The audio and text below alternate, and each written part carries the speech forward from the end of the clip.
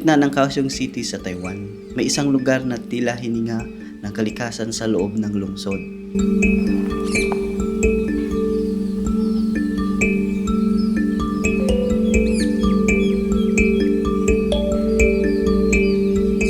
Ang Nancy Metropolitan Park ay isang malawak na paraiso ng luntiang tanawin, sariwang hangin at payapang paligid.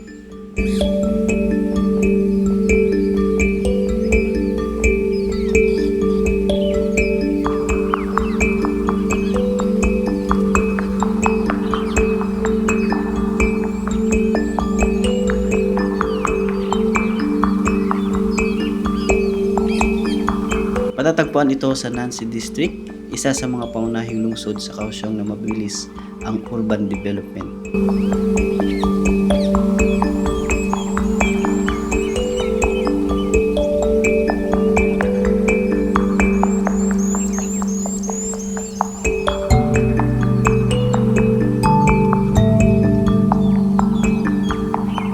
Ngunit sa kabila ng pag-unlad, nananatiling buhay dito ang koneksyon ng tao sa kalikasan.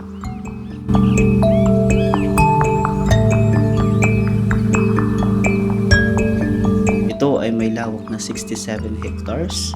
Ang Nancy Metropolitan Park ay hindi lang simpleng parking pampalipas oras.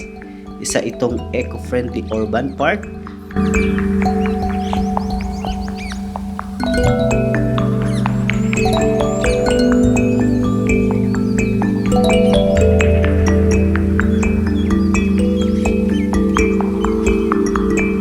Idinisenyo upang magbigay balanse sa modernong pamumuhay sa pangangalaga ng kapaligiran.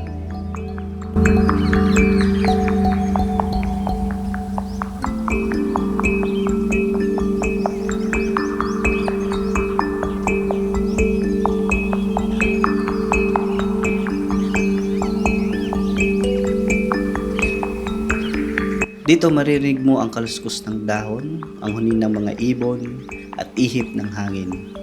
Mga tunog na bihira na sa gitna ng syudad.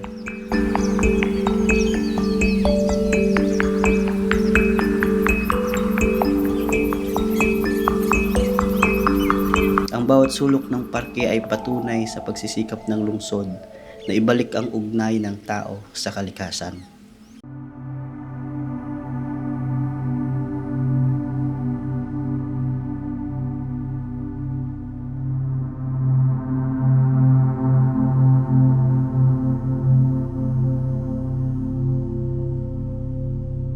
Tuwing umaga mapapansin mo ang mga nag-iehersisyo, mga batang naglalaro,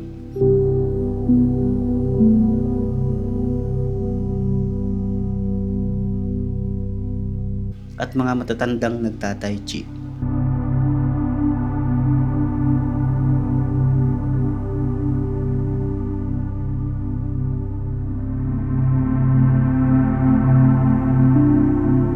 Ang parke ay nagiging sentro ng komunidad, lugar ng pahinga, pagkakaibigan at kalusugan.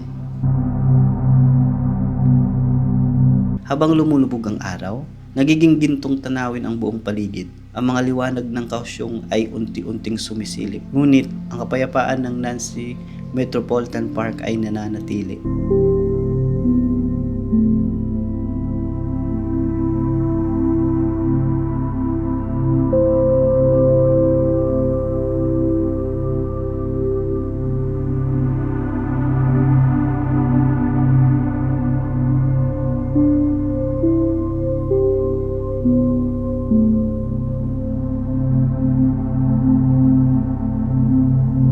Ang Nancy Metropolitan Park ay paalala na sa gitna ng mabilis na takbo ng mundo, may mga lugar pa ring nagpapaalala sa ating na huminga, magpahinga at magpasalamat.